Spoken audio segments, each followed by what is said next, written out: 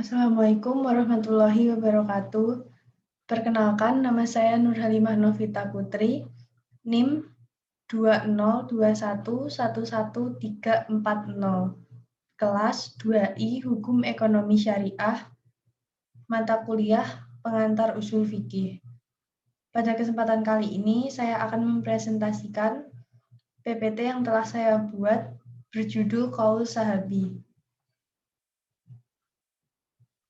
Definisi Qaul Sahabi.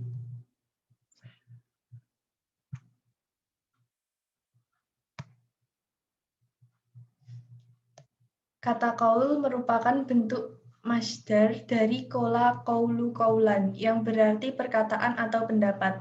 Sedangkan sahabi adalah orang yang bersahabat dengan Rasulullah Shallallahu Alaihi Wasallam dan beragama Islam. Menurut pendapat sahabat adalah seseorang yang bertemu dengan Rasulullah dan beriman kepadanya serta mengikuti dan hidup bersamanya dalam waktu yang panjang. Ada lagi yang mengatakan bahwa sahabat merupakan orang yang bertemu dengan Nabi, percaya kepada Nabi dan ajaran serta bergaul bersamanya meskipun dalam waktu yang tidak lama. Menurut ulama hadis, seperti yang tertera pada PPT di sini, yang berarti orang yang berkumpul dengan Nabi Muhammad SAW dan masuk Islam serta mati dalam keadaan beriman.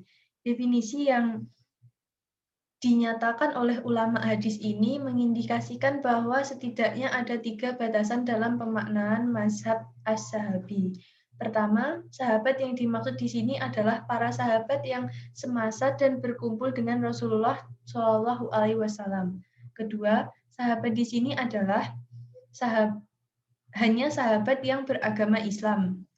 Ketiga, para sahabat yang dianggap adalah sahabat yang wafat dalam keadaan masih beriman.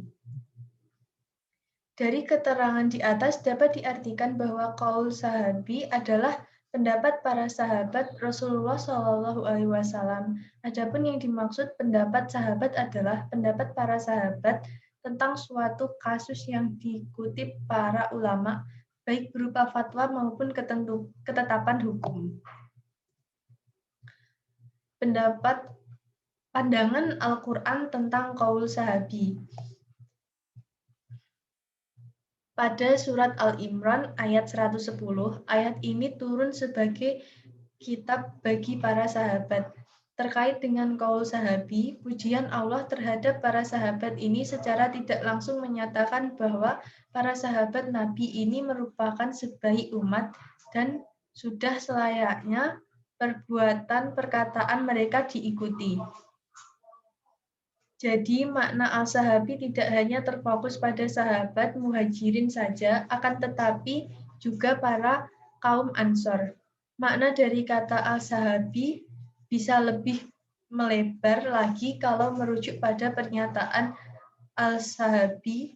Beliau mengatakan bahwa kata al-sabiqun mencakup orang-orang yang mati syahid dalam perang Bai'ah al-Ridwan atau biasa dikenal dengan perang Hudaibiyah.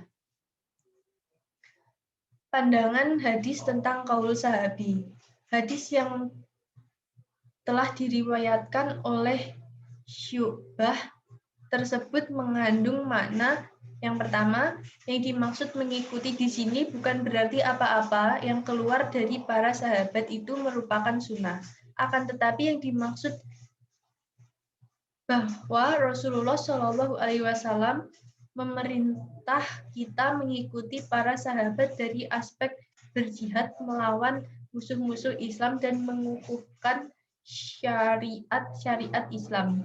Yang kedua, hadis ini mencakup pada kesemua khalifah al-Rasyidin dalam artian tidak hanya kasus pada 2 sahabat saja, yaitu Sayyidina Abu Bakar dan Sayyidina Umar. Pendapat ulama mengenai qaul sahabi. Ada Abu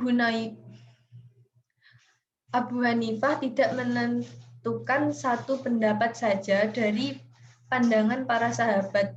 Sebagai hujah, beliau bebas mengambil pendapat yang dikehendaki, tetapi tidak memperbolehkan menentang pendapat mereka secara keseluruhan.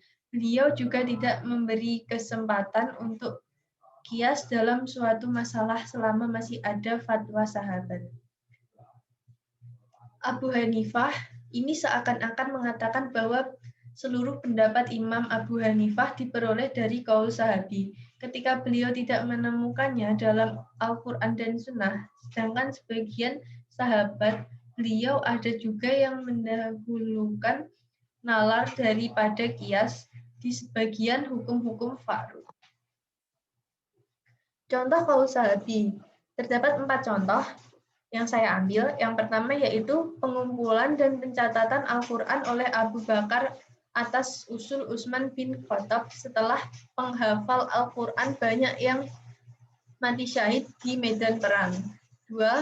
Penambahan jumlah rakaat salat tarawih oleh Umar bin Khattab dan dilaksanakan secara berjamaah pada bulan Ramadan. Yang ketiga, penambahan azan sholat Jumat dan penyebaran Al-Quran yang bermazhab Utsmani pada masa Khalifah Utsman bin Affan. Yang keempat, pendapat Ali bin Abi Thalib dan Zaid bin Tsabit tentang kakek tidak mendapatkan harta warisan sebagaimana ayah. Qaul sahabi yang terkenal, yang pertama yaitu qaul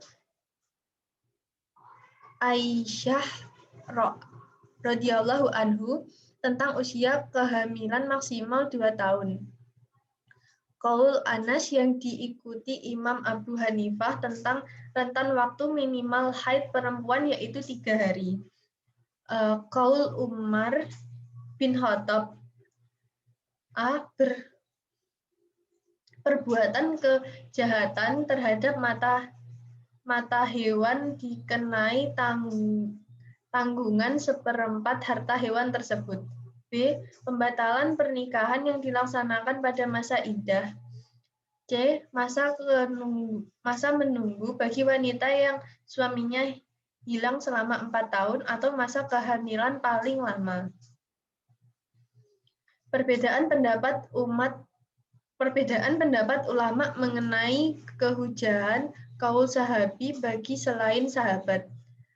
Qaul sahabi merupakan hujah syariah bagi selain sahabat dan memiliki derajat di atas qiyas. 2. Qaul sahabi merupakan hujah syariah bagi selain sahabat yang derajatnya di bawah qiyas. 3. Qaul sahabi dapat menjadi hujah bagi selain sahabat ketika menyalahi qiyas. 4. Qaul sahabi yang dapat menjadi hujah bagi selain sahabat hanya qaul Abu Bakar Asy-Siddiq dengan Umar bin Khattab saja. Berikut ini adalah 2 referensi yang saya ambil dalam pembahasan PPT tersebut.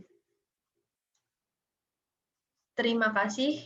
Sekian yang dapat saya sampaikan. Mohon maaf apabila masih terdapat banyak kesalahan. Mohon koreksinya. Sekian, wassalamualaikum warahmatullahi wabarakatuh.